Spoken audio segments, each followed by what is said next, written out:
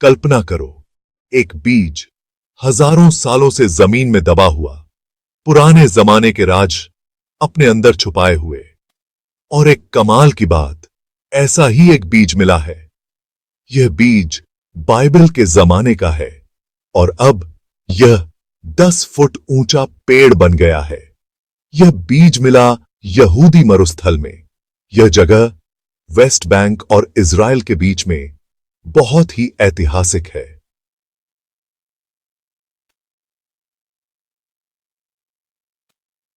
80 के दशक में खुदाई के दौरान मिला यह बीज सदियों से सोया हुआ था। वैज्ञानिक हैरान रह गए जब यह बीज अंकुरित हो गया। 14 साल के बाद यह बीज आखिरकार जाग गया। यह एक पेड़ बन गया जो दिखाता है कि जिंदगी कितनी ताकतवर होती है। इस पेड़ का नाम रखा गया शीबा और यह हमें पुराने जमाने की एक झलक दिखाता है। यह हमें बाइबल के समय और उसकी कहानियों से जोड़ता है। शीबा का पेड़ कोई आम पेड़ नहीं है। यह उस प्रजाति का है जिसका जिक्र बाइबल में है।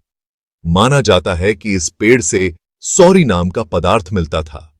सॉरी एक तरह का रेजिन होता है जो अपनी दवाई वाली ताकत के लिए मशहूर है। बाइबल में बताया गया है कि सॉरी में बहुत शक्ति होती थी। इसका इस्तेमाल बीमारियों को ठीक करने के लिए किया जाता था। अब शीबा के पेड़ के मिलने से वैज्ञानिक इस पुराने इलाज के बारे में और जान सकते हैं। यह पेड़ कमिफोरा प्रजाति का भी है।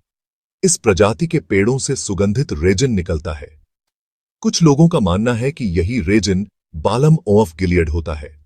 बालम ऑफ गिलियड एक और बाइबल सुगंध है जो अपनी हीलिंग पावर के लिए जानी जाती है। हो सकता है कि शीबा का पेड़ इन पुराने बाम के राज खोल दे। यह खोई हुई दवाइयों को फिर से खोजने की चाबी हो सकता है। आज के वैज्ञानिक शीबा के पेड़ को बहुत ध्यान से देख रहे हैं। क्या यह पुराना पेड़ कैंसर जैसी बीमारियों से लड़ने में हमारी मदद कर सकता है?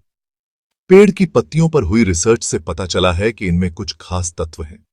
इनमें एंटी इन्फ्लेमेटरी और एंटी कैंसर गुण होते हैं। ये तत्व हमें नए इलाज तक ले जा सकते हैं।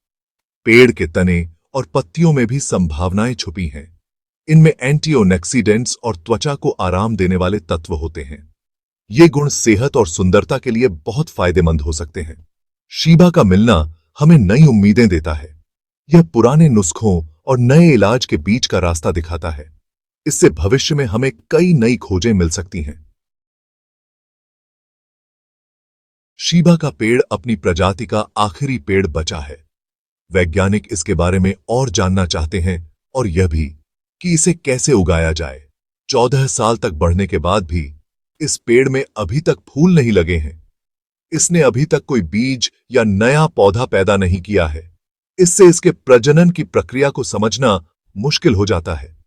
वैज्ञानिक इसका जवाब खोजने की पूरी कोशिश कर रहे हैं। वे पेड़ के डीएनए का अध्ययन कर रहे हैं और इसकी तुलना दूसरी प्रजातियों से कर रहे हैं। उनका लक्ष्य है कि कैसे इन पेड़ों को और उगाया जा सके। शीबा का मिलना तो बस शुरुआत है। इससे हमें उम्मीद है कि शायद हमें और भी खोई हुई प्रजातियां मिल जाएं और हम पुराने ज्ञान को फिर से हासिल कर सकें। शीबा के पेड़ की कहानी हमें याद दिलाती है कि समय कैसे एक दूसरे से जुड़ा हुआ है। यह पुराना पेड़ जो सदियों से चुप था, अब हमसे बातें कर रहा है।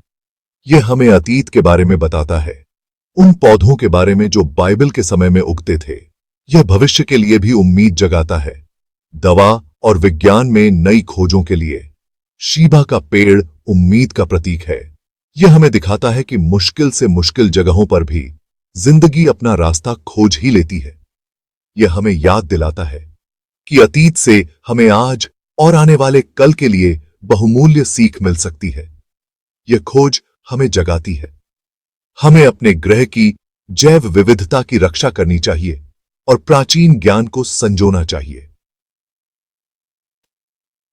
हमारी कई बड़ी चुनौतियों का जवाब शायद अतीत की फुसफुसाहट में छुपा हो।